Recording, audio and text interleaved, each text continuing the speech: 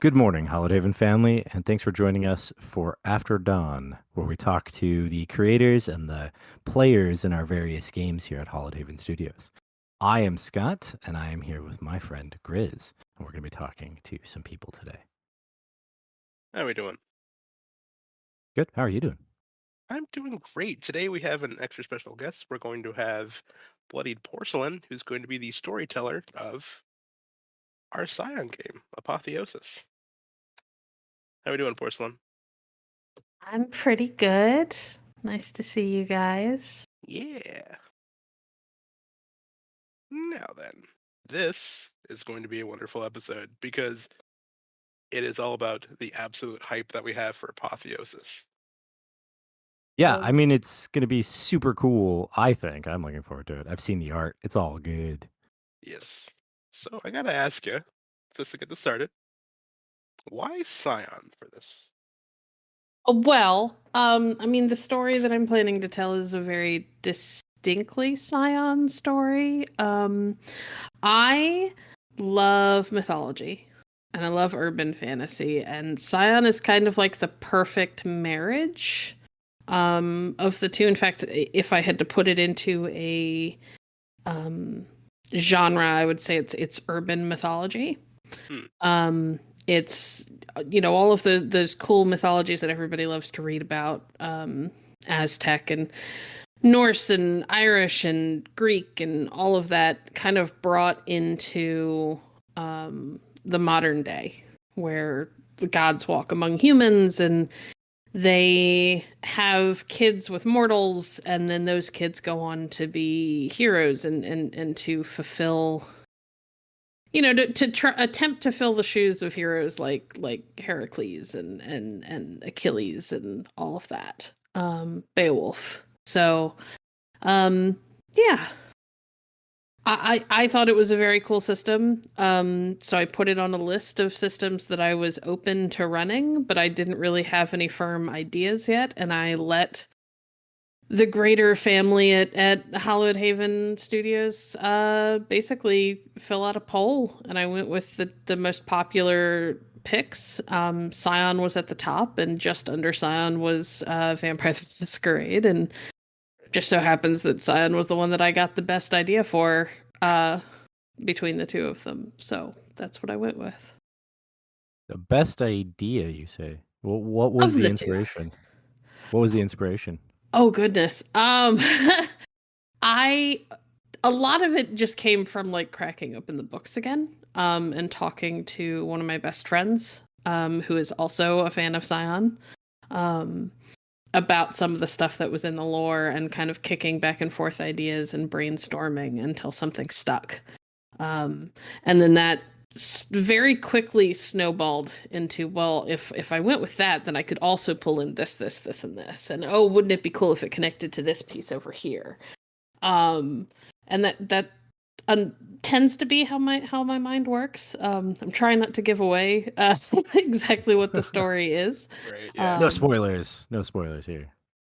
Well, but if I had to say, like, what do I pull influence from, mhm. American Gods by Neil Gaiman is the Yeah, big I one, was the I biggest. was gonna ask that one. Yeah, I was gonna ask.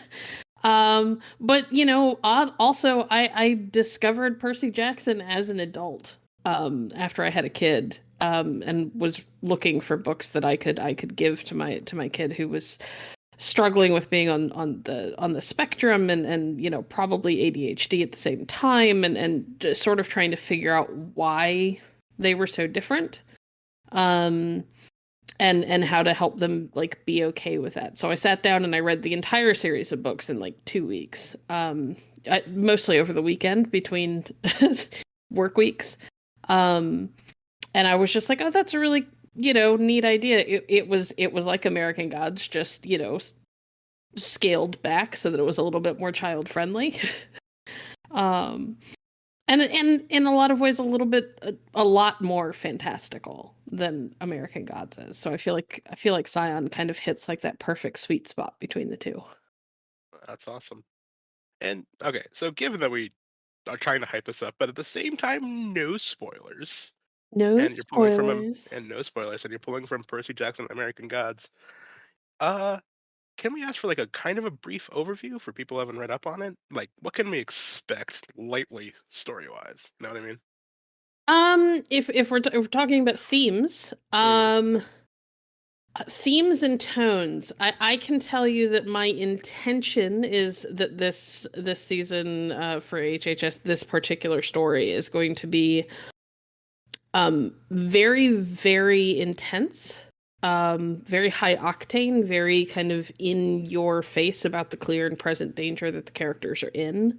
nice. Um, with Wayfarer, I sort of allowed the story to go through these like peaks and valleys with intensity, which I did on purpose. You know, I wanted the players to have a chance to kind of really get into character and kind of explore like their interpersonal relationships a little bit more because it's going to hurt so much worse when I kill them later.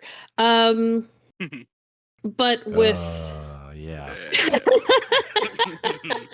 um but with Scion like kind of the whole point of how it is to be a demigod, to be this person with divine ichor in your veins is fate has this immediate and constant pull on you and is kind of always dragging the big bad nasty things in the world to you so that you are forced to face them and reckon with them, because that's where the stories of myth and legend comes from. So my my thought was, well, what better way to introduce a lot, especially a lot of my players, most of my players have never played Scion before. Several of them had never even heard of it before seeing my ad. And were like, they didn't entirely know what to expect. And I was just like, well, you're definitely going to get a crash course because the whole point of this is to take them out of the frying pan and directly into the fire. Where they're gonna start as mortals and they're gonna very quickly find out that they're more than mortal, and yet still very easily killed. And they're gonna have to kind of grapple with that, with the clear and present danger and the constant threat to their lives, while also trying to figure out who they are in a world that is going to be very Alice in Wonderland for them for a while. It was like a bumpy ride over there. Oh yeah, Wait, that's the intention. Oh yeah. Yeah. I like how long? Sorry, how long should we expect this high octane like jaunt through modern myth and legend to be, so that we know how long to be following? Oh well, I don't know if there's going to be a season 2. A lot of that has to do with what the players want to do and where the story ends up by the end of the first season. But the first season's going to be 10 episodes. We play weekly, so it's about 2.5 months. Okay, Oh goodness. That's not too long. I mean, if you're used to following these kinds of things, right? That's relatively short in comparison to certain other giant shows that people watch. Yeah, I don't have the longevity that the greats like Matthew Mercer have. I just don't. I'm I fell in love with the shorter form of things that you see in a lot of like Dimension 20 and like LA by Night, where the seasons are much shorter and a little bit more scaled back, and I find that it's more digestible and it's easier to run personally for me to come up with a story that I can be like, okay, here's a very firm beginning, middle, end. It's not this endless thing where I'm like, oh my god, how am I going to keep doing this every week? I just don't have that stamina. So, well, plus, granted. if it's high octane, like you're saying, like that is going to be a decent amount of stuff to digest anyway, right? Oh, for sure, yeah. Sorry about that. I was say, well, granted, but at the same time, 10 weeks. Some of your players haven't played the game yet. How has it been, putting all of this together? Because that seems intense by itself, let alone the actual running of the game. It's been a little stressful. Yeah. Not really because of my players for the most part. My players have been pretty fantastic. They've been very prompt about getting the things that I need them to get done. The intensity has been The tension and the stress has come from just that I have a lot of moving pieces I have to manage. Uh, for those who maybe haven't spent a lot of time with HHS before, I'm one of the founders. So I'm not just running my show or my game. I'm kind of like the person who manages most of the stuff here at the studio. Um, Including so this. including this. So I'm sort of the person who kind of has to make sure that things are getting done when they need to get done. So when you take that and add on to it the fact that I've got a fairly large scale endeavor, like I've branched into things that I did not do with Wayfarer with Apotheosis, where I've been like, oh, well, I learned how to do this, so I'm going to try this out. Or I have this idea that I have never tried before, so I'm going to try this too. There's a lot of going back and forth on that for me with this. So it's been fun, and I'm doing it all during the holidays, which has been great. Because Wayfair ended, and then I was just like, oh, thank God, I've got 3 weeks off, and like and then I went, oh God, I've only got 3 weeks off.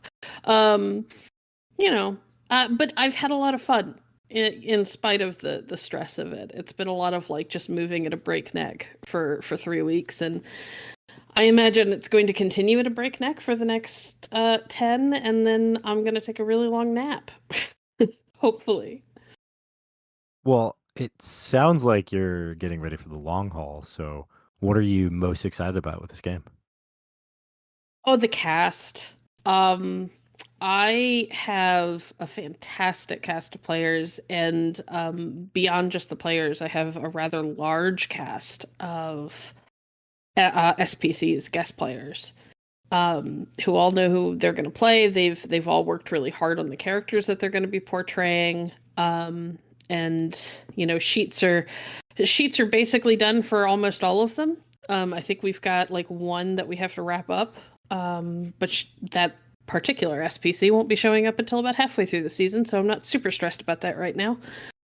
But I'm really excited to kind of to have this kind of stellar group of voices that get to help me breathe myth into the mundane. That was a very cool way to end that whole bit there. I like that. Breath into the mundane. Very cool. Writing that down for future use. For sure. Well, this has been great talking to you, and I really am looking forward to like watching this one. This is being a player is one thing, but sometimes it's fun just to like be involved by like listening to what's going on and being part of like the story in my head, essentially. Oh yeah. Absolutely. And honestly getting to watch the way people who watch the streams react to things was one of my favorite things to do with Wayfair. I loved watching the chat. So I'm very excited to see what the chat does with a show like Apotheosis, which is a very different flavor. It's not World of Darkness. It's not. There are going to be some horror elements because let's face it, this is HHS and this is what we do. But it's not going to be like all horror all the time. You know what I mean? So I'm really excited to see how people react. I'm super excited to see how my players who don't, especially the ones who don't really know anything about Scion, how they cope and what they think is going on. Because I've purposefully tried to build in some things to subvert expectations. Especially for my my more experienced players. I've got at least one person at my table who has definitely played before. It was a while ago, but he's played before and he's got many years of experience on me, and I've purposefully tried to build into some surprises just to see how he handles it. So All right. Well, listeners, you heard that participating and watching and chatting in the chat is going to be part of the show. So do it. That's my last bit. All I gotta say. All right. And with that, thank you, Porcelain, for doing this for us. I am Thank you for having so me. excited. Yeah, absolutely. So for everyone who is just listening in, After Dawn will be doing future episodes. We'll be interviewing cast members, SPCs, and of course Porcelain again, hopefully as soon as we can, and getting their lowdown on episodes afterwards. And this is an Hallowed Haven Studios production. Thank you so much for listening, and Porcelain, thank you again. Thank you. Bye, everyone. For those of you who want to be able to hear After Dawn in a timely manner every week, back us on Patreon. All of our episodes will be, all the full length episodes will be on Patreon every Thursday at noon for a month, and then they will be released live. So if you wait and you don't back us on Patreon, you're going to be getting all of these a month after they were actually recorded, a month after the excitement from the show has already passed. So tune in there, and we will see you later. Bye. Bye, everyone. Bye.